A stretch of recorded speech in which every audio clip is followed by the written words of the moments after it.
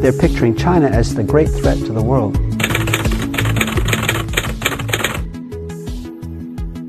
In the West, and especially in the United States, for them everything is win-lose.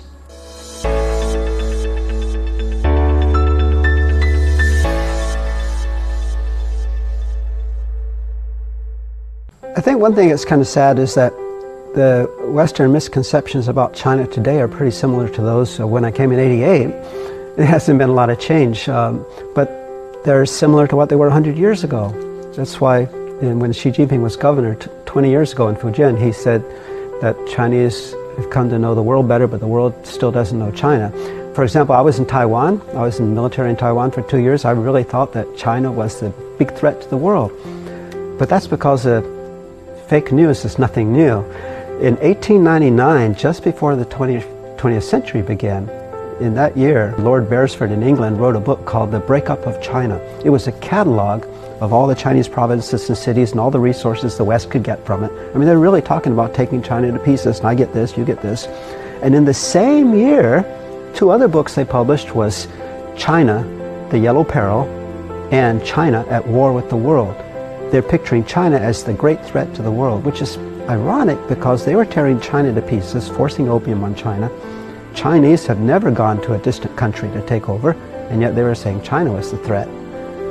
It's pretty ironic, but China was a threat to the West because they thought China is finally going to stand up and stop the easy money. That was fake news then, and today is the same thing. They still are paraded, just like in the 70s when I was in Taiwan, the 80s when I first came, and today they're saying China is a threat to the world.